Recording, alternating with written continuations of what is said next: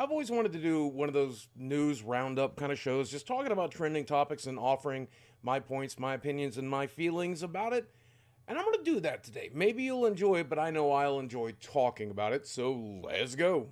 There's a group of scientists who are in charge of what is known as the Doomsday Clock, a device that they use to give an example of how close we are to everybody being completely screwed. Well, we're at 90 seconds to midnight.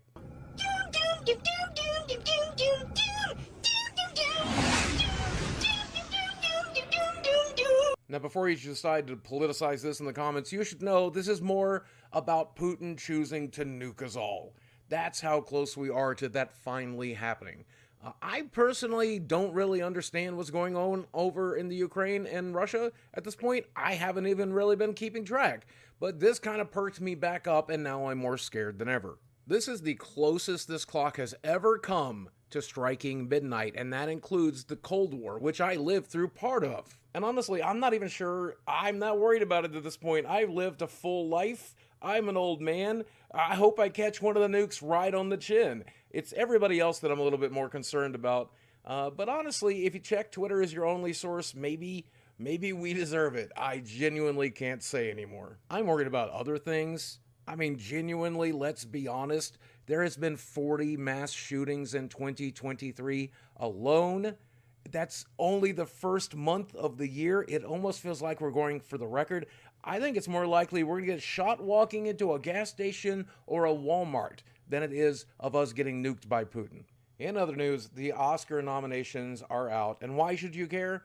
Well, you probably shouldn't, because most of the movies that are nominated are movies that were made specifically to get nominated. But there are some real bangers on here. Everything All at Once is probably going to satisfy the vast majority of people, and I'm really glad to see this getting nominated. If you skipped it for some reason, I think you'll really enjoy it, and I think you'll be surprised how much you do, especially if you like kung fu, action, that kind of thing, with an interesting story plot as well. A lot of people were pretty sure that the movie of the year, for a lot of people, Top Gun Maverick, was going to get ignored by the Academy, but no, they actually got 6 different nominations, including Best Picture, which is where you want to be. It seems like the Academy is trying to nominate more movies that most people have seen instead of just like awards bait, because you have Everything, Everywhere, All at Once, and Elvis, and Avatar, The Way of Water, and Top Gun Maverick, and I don't know if any of these will win. If any of them do, it'll probably be Everything, Everywhere, All at Once. I've not heard of the rest of these movies, and you probably haven't either. I'll probably ignore the rest of those movies.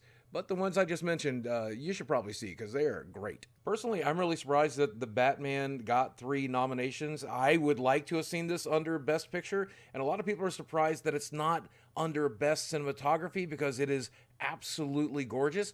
But hey, I'm just glad a superhero movie gets recognized at all these days. Now, while there's a lot of people weighing in on their opinions, my favorite opinion so far is the Hollywood Reporter, who pointed out that Michelle Yeoh is the first Asian Best Actress nominee, but on their tweet they said she is the first actress nominee to identify as Asian. Now, the reason they're saying this is that other women who have been nominated for Best Actress were most likely Asian, but actually hid their ancestry, because America doesn't have a great history of how we treated Asian people. Doesn't matter though. Twitter lost its mind, and maybe rightfully so, because the phrase identifies as Asian is hilariously stupid. I can't believe we are at that point. In other news, I wanted to give a shout out to this fat guy who's been showing up in my Twitter feed over and over again.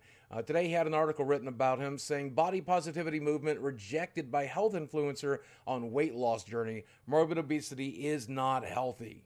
Now, this influencer is known as Dave Dana, and you should probably follow him just about everywhere there is. And he's had some real bangers, like he's a future supermodel one day, and that he's doing this to lose weight to inspire his kids to be healthy. And I just think he's doing it for all the right reasons, and I just want to wish him the best of luck. A lot of people get mad when you point out that obesity is unhealthy and that you need to take care of your body and you need to be as healthy as you can. And I don't really care. I've been saying it for years, and I'm so glad that Dave is doing it as well. And I just want to give him the best encouragement that he can.